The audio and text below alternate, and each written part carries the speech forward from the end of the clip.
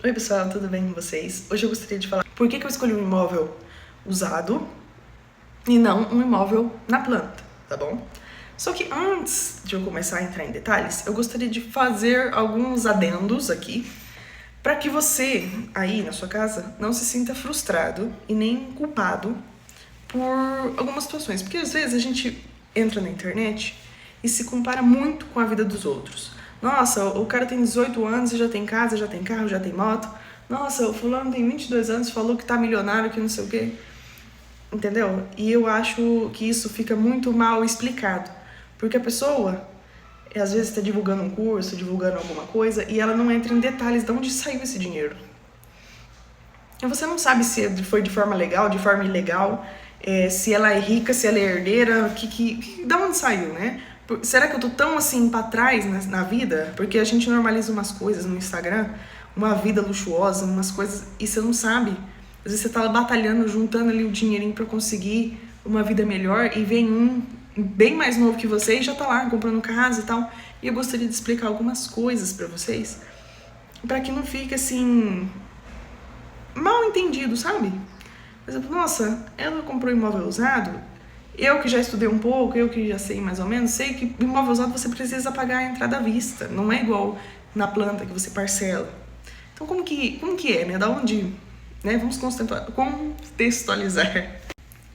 Eu perdi o meu pai em 2024, já falei isso em alguns outros vídeos, e ele era um homem saudável, tinha um problema no coração, mas assim, trabalhava normalmente, e ele trabalhou na empresa até o último dia ali de vida dele, que ele faleceu.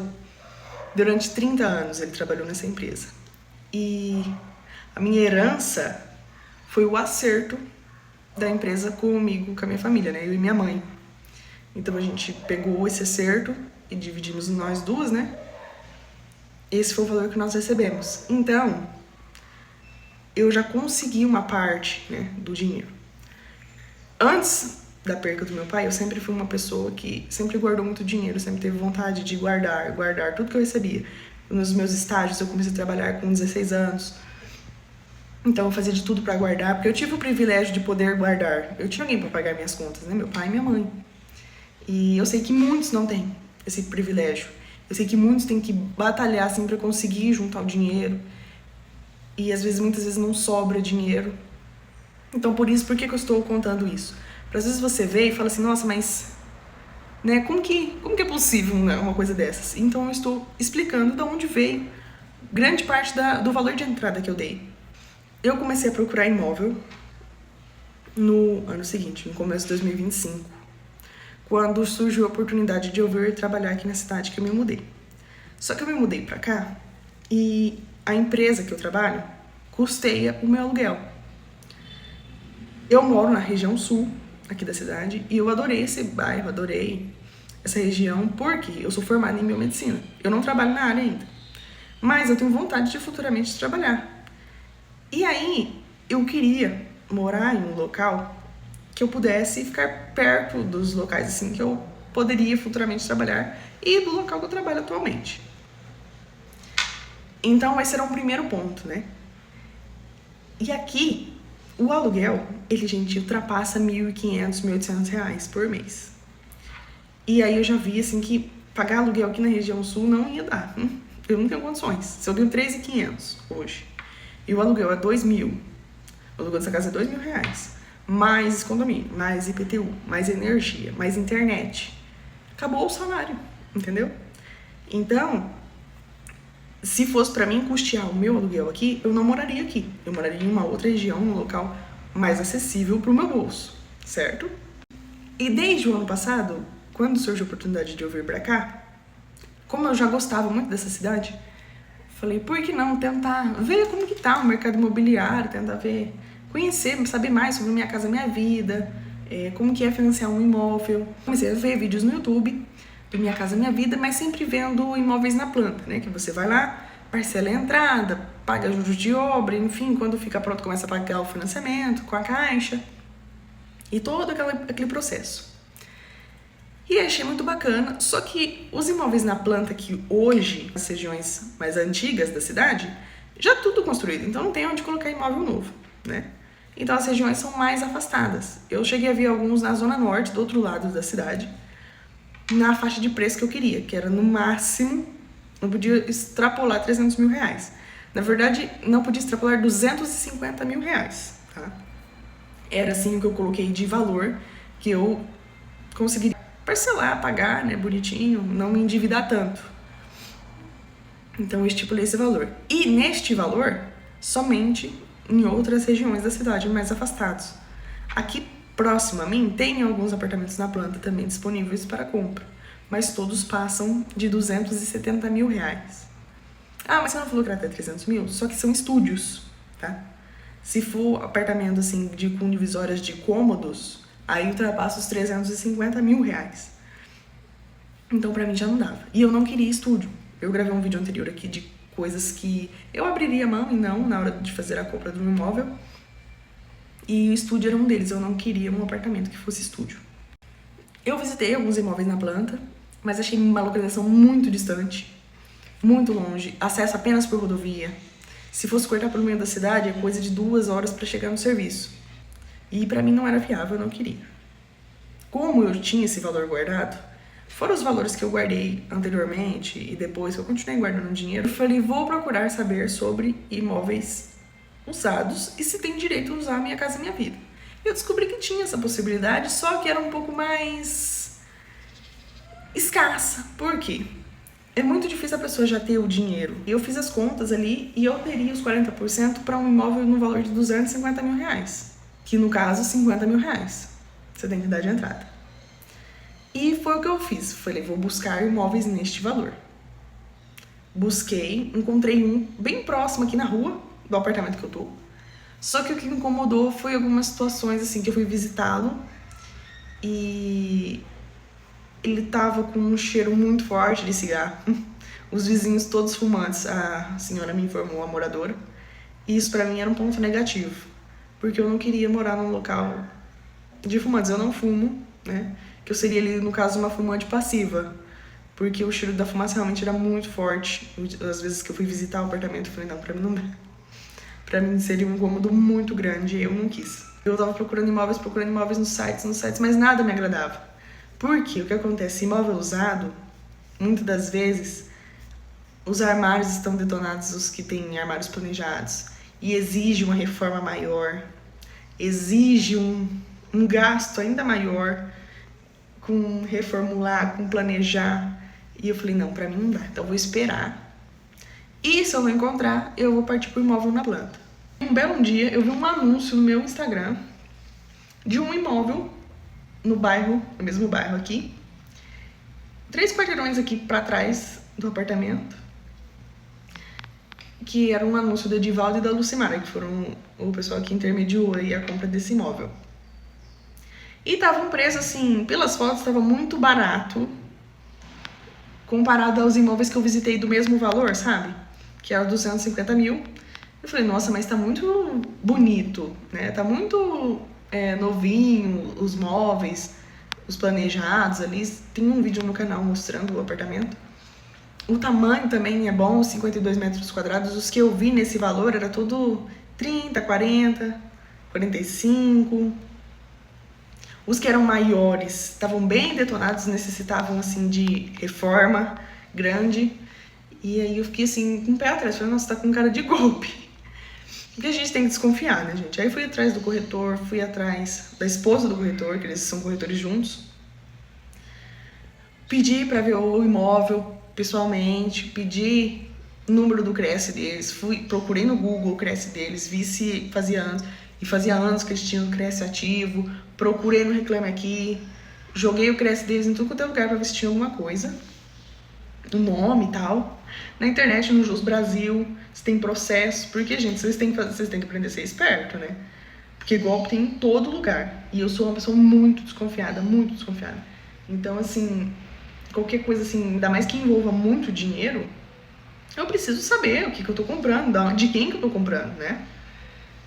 Enfim, fiz uma busca ali e cheguei à conclusão que eles eram confiáveis. Também falei com um porteiro do condomínio e ele também já conhecia o pessoal. Tanto é que a moça que vendeu o apartamento pra mim, ela comprou o apartamento com eles também, de um outro dono, né? Então, eles já estão intermediando a venda daquele apartamento ali há duas vezes, né? Acho que seria a segunda vez. E eu perguntei pra ela também o motivo pela qual ela estava ofertando um preço, assim, que na minha visão era baixo do que eu estava acostumada a ver, entendeu? Falei, tá muito barato o apartamento da senhora, sinceramente, em comparação aos que eu fui visitar. Porque os que eu fui visitar nesse bar aqui, gente, sim, os móveis todos mofados, a marcenaria estofada, parede com infiltração, parede com pintura sem acabar, piso estourado. Então, eu fiquei um pouco assim, né? Por quê? Por que tá vendendo? É os vizinhos que são chatos, se incomodam? É por ter escadas e não ter elevador? E ela, não. A gente financiou junto, eu e meu marido. E a gente largou, né? Agora ele é meu ex-marido e ele quer metade do valor do imóvel. Então a gente vendeu pra poder... Tá vendendo mais barato, pra poder vender logo, pra poder fazer a divisão ali dos bens. E parece que esse marido foi embora e precisa do dinheiro e tava, enfim, apressando para a venda do imóvel e acabaram abaixando o valor. Tava mais caro realmente o valor inicial e eles abaixaram. Eu me encantei pelo apartamento. Achei lindo, achei a localização ótima.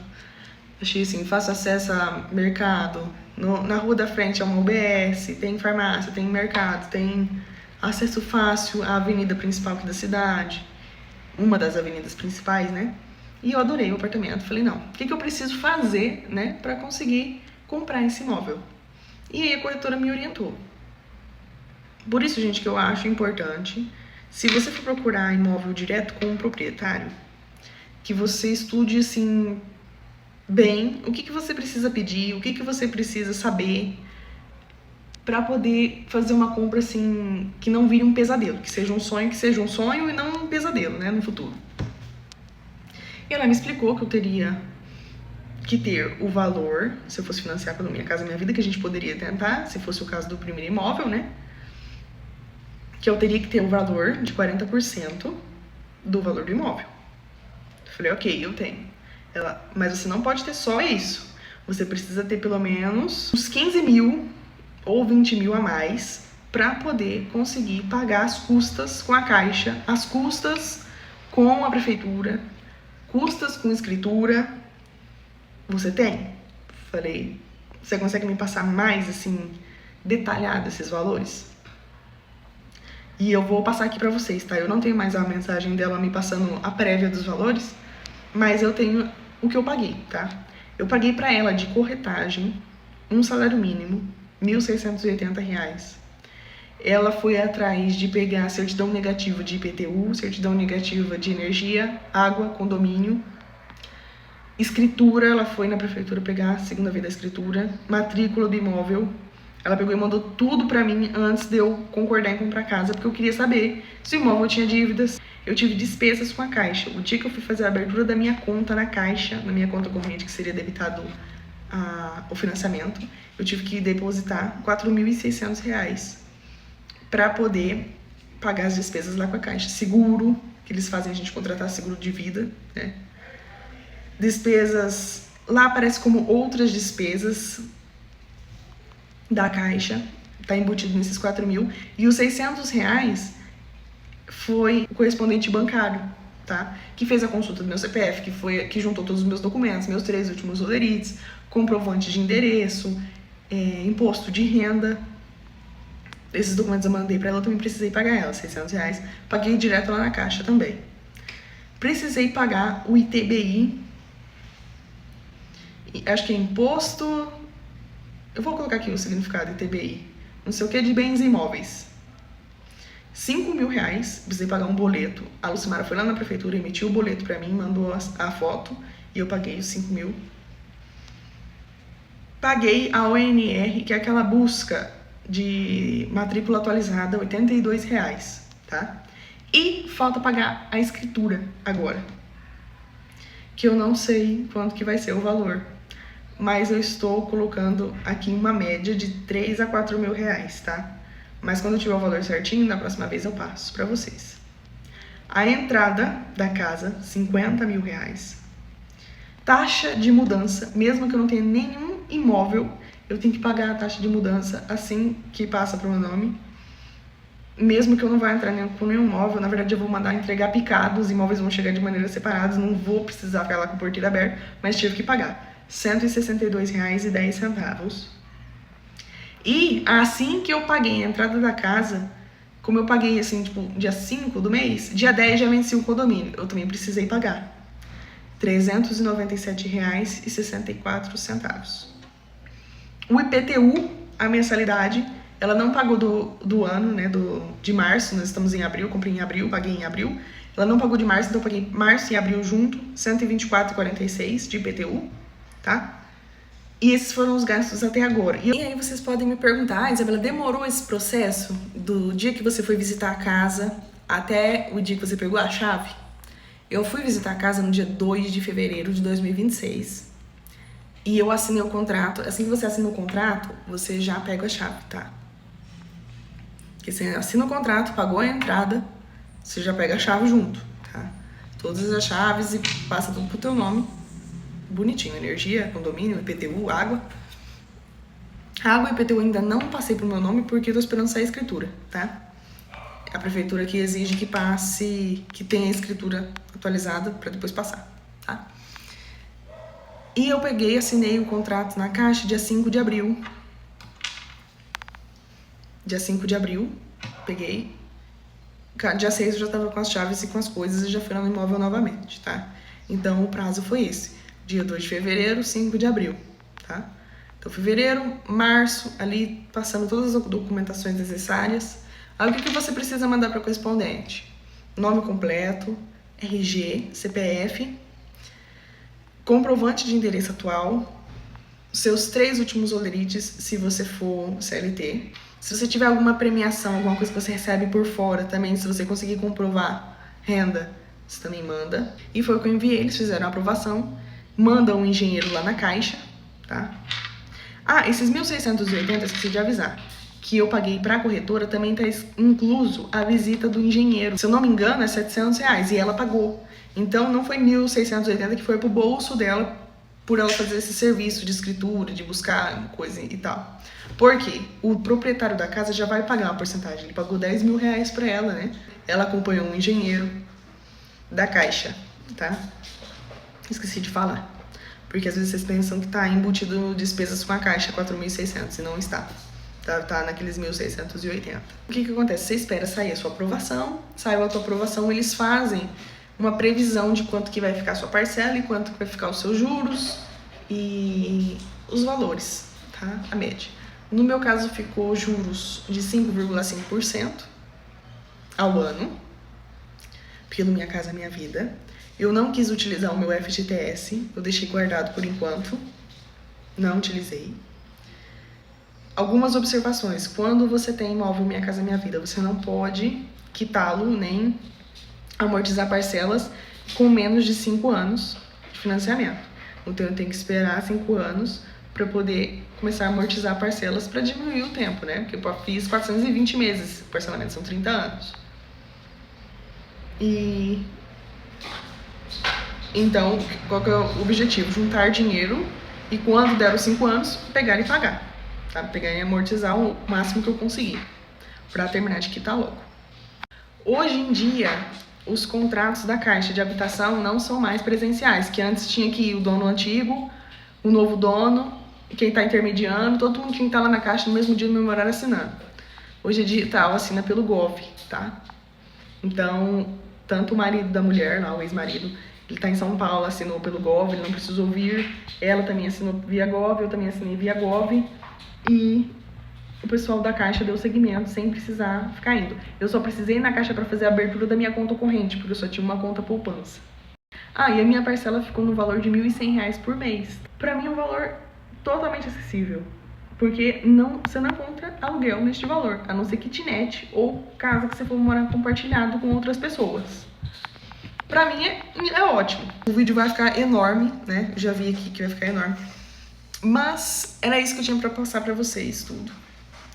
Eu também queria falar mais algumas outras coisas relacionadas ao Minha Casa Minha Vida mesmo.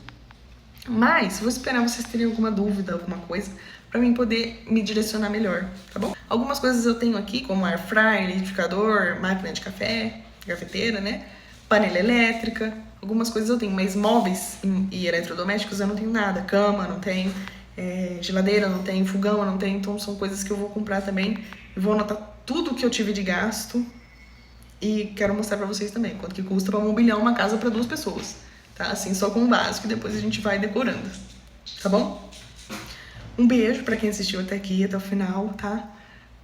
E desejo tudo de bom pra vocês. Um abraço, até a próxima.